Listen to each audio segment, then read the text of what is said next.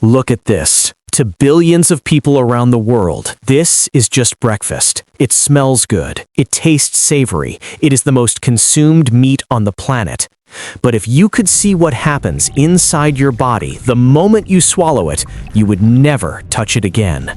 We aren't talking about cholesterol. We aren't talking about fat.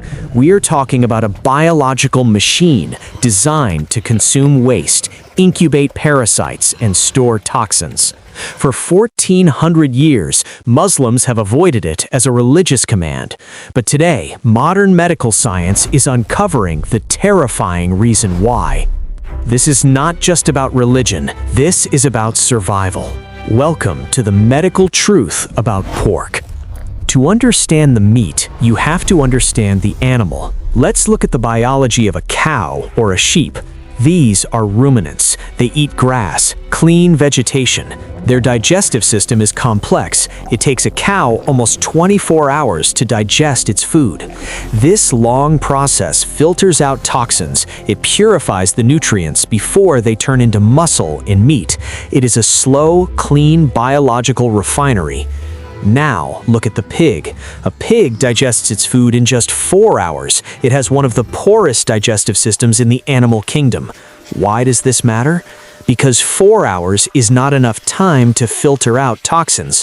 Whatever the pig eats, garbage, feces, rotting scraps, goes straight into its flesh. The pig doesn't filter poison, it acts as a sponge for it. When you eat the meat, you are eating the toxins that the animal couldn't process.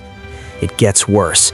Pigs do not have functional sweat glands. They cannot sweat. Sweating is how mammals expel toxins from their bodies. Since a pig can't sweat, where do the toxins go?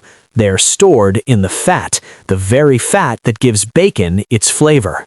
But toxins are the least of your worries. Let's talk about the nightmare scenario, a condition called Neurocysticercosis.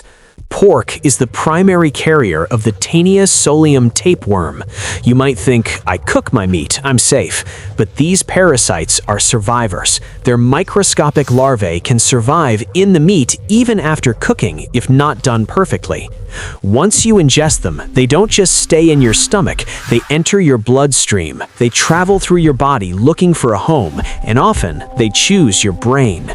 This isn't a rare tropical disease. It is the leading cause of acquired epilepsy in the modern world.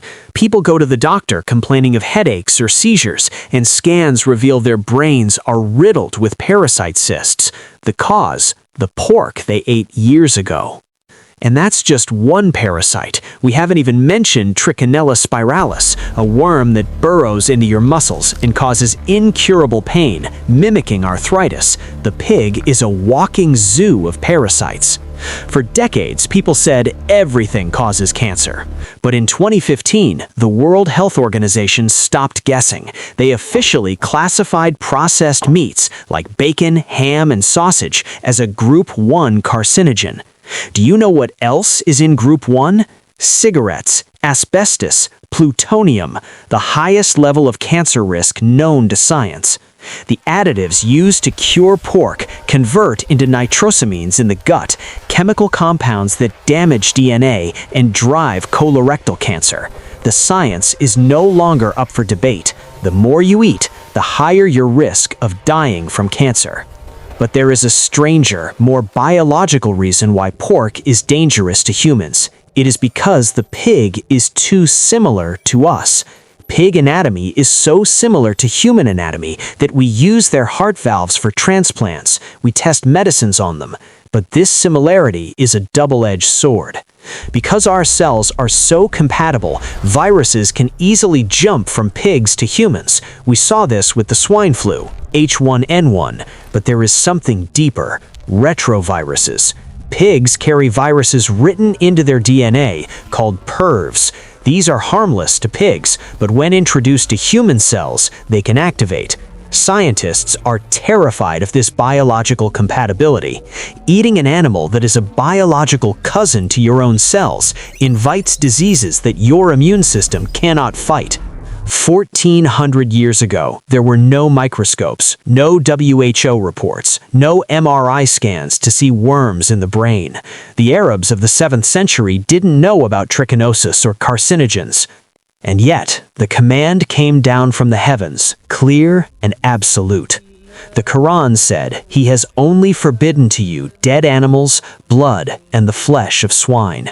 God does not forbid things to make life hard. He forbids things to keep life safe. We are the machine, and the Creator knows exactly what fuel destroys the engine. Science is just catching up to what the believers have known for centuries. The prohibition wasn't a restriction, it was a protection.